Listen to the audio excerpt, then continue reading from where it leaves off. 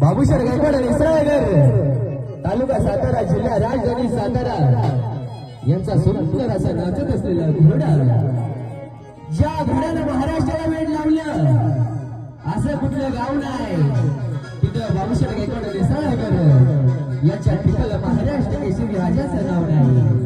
महाराष्ट्र केसरी विजयचा पुरस्कार मोठ्या मैदानाचा मोठा मानकरी ठरलेला आहे. बाबूशेठ गायकवाड निसराळकरांचा ट्रिपल महाराष्ट्र केसरी नाव दसरायचं.